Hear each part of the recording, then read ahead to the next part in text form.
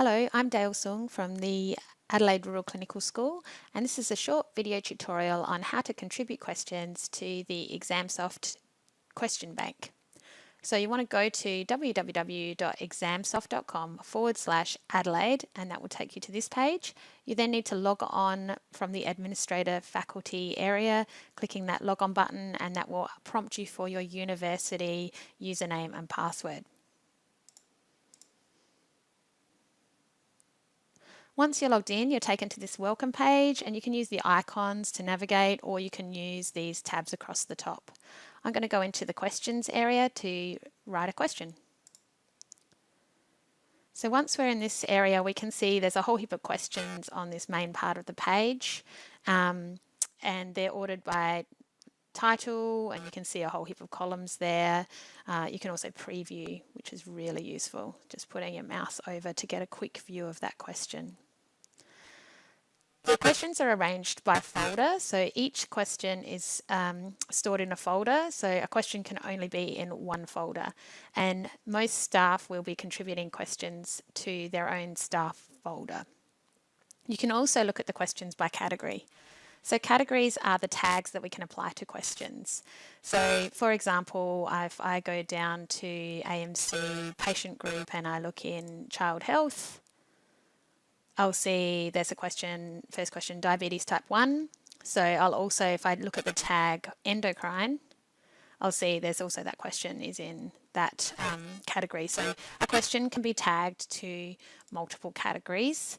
It can have as many categories as it likes, and you can browse questions by category. So you can see we've got all the AMC systems listed here.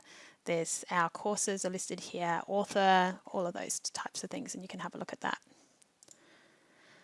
So let's go ahead and create a new question. There's different types of questions. Mostly we're looking at multiple choice at this point in time, but you can also create true, false, essay questions. This is fill in the blank type questions, which are really good for getting students to generate the answers to a question rather than selecting from distractors. And then there's a hotspot type of question, which is where students need to identify a particular part of an image, which is the correct answer to the question. We can also import questions. So click on Create MC. It will take you to create a multiple choice question. And the first thing we want to do is fill in the title field.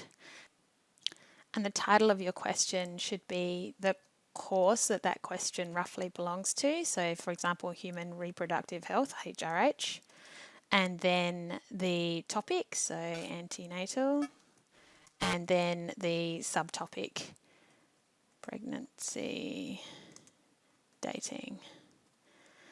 So this title field, we can use that in feedback reports for students. So instead of giving them the question and saying how they did, we can give them the title of the questions and tell them if they got that question right or wrong, which is a good way for them to use that to learn about particular topics that they didn't do so well in. Then we want to select the folder. So like I said, I'm going to put that in my folder. Dale Sung, and you can see it comes up there. And then group, this is if you want to group questions together. So if you've got one vignette or stem and you're going to have multiple questions, so when they get pulled into an assessment, you want them to always stay together.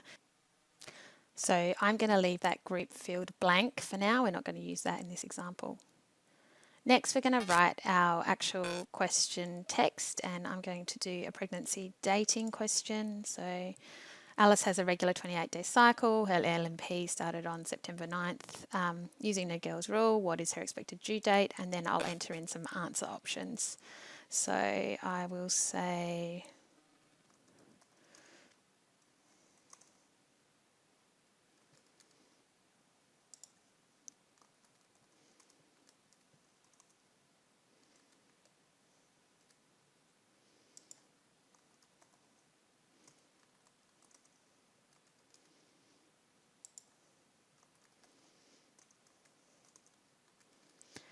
okay, so I've entered in a whole heap of answer options. You can see there are some formatting options here if you need to use those. There's also a spell check, so we encourage you to do that. over here, we then need to select which answer is correct. So I put a tick on the answer that's correct, and you'll notice that you can actually have multiple correct answers. At the moment, we're recommending you write single best answer questions, unless it's for a particular assessment. There's also this column that says lock. So that means locking an answer in place. So if I put lock on this particular answer, it means it would always be answer B, even if we randomize the answers in the assessment. You might use that if you were writing questions that had like all of the above and you always wanted that answer to be at the bottom. Just a side note, don't write questions that have all of the above. It's not good practice in terms of question writing.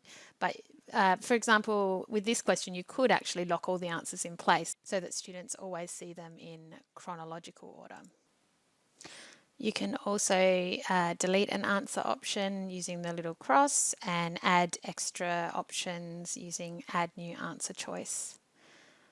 Okay, so once we've written our question, the other thing I should mention, if you want to add an image, we recommend that you do it using attachments. There's two ways to do it. You can use this little button, but it's better if you add it as an attachment because that will allow the student to zoom in and out and really get a good look at that image. So, categories. Once we've written our question, we need to add categories by clicking this button. It will bring up the category schema that we've provided, which is based on the AMC categories. So what we want to do is go through and select a category for categories for this question. These categories are used to provide feedback reports, and also we can provide reports on like how students did on all the pediatric questions or all the women's health questions, for example. So that's why it's really important that we tag questions. It also lets you search on those categories. So for this question, I'm going to go with clinical practice. So I just clicked on it there and you can see it's added it over here to the assigned categories. And if I make a mistake, I can just get rid of it. So I'll add that clinical practice. The patient group is going to be women's health, AMC systems, looking at obstetrics and gynecology. Scroll down. This is for rural school courses. We're going to add HRH. Author, lovely Anna Carney as our author. Medical science area. Physiology, skill area, our year level, and then don't worry too much about these other two. They're for office use only. So once I've got my categories, if I scroll back up, I can have a look at them all. Then I can say done, and you'll see what it does is add all those categories over here so I can see them every time I come into the question. Okay, so now we've done our categories. We can look at the other options. So weighting is just the points per question. It's left defaults to 1. You can leave it like that. Cut score, that'll be completed during the standard setting process if your question's used in a high stakes exam. Randomized choices, we will be able to do that later, so you don't have to check that box.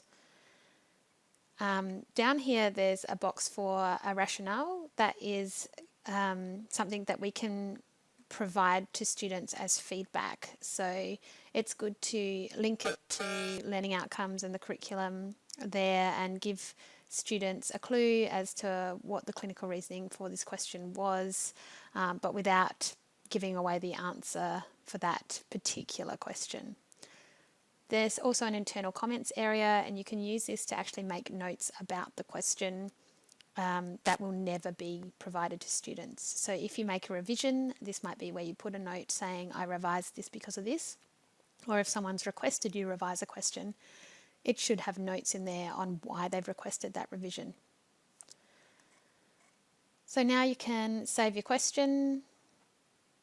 And when you're actually happy with it to be used in an assessment, you can approve that question, meaning that it's not in draft format anymore.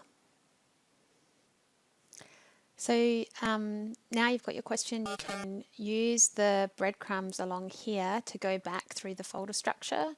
So I could go back to my folder, but I'm going to jump back to the questions folder. And I'm just going to very briefly show you a question that's been used in an assessment. So we'll look at this one. And it's as the interface is the same as when we were writing a question, but you'll see once it's been used, it keeps track of the performance history, which assessments it's been used in, and the revision history of that question. So if you make changes. And I think that's probably enough for this video.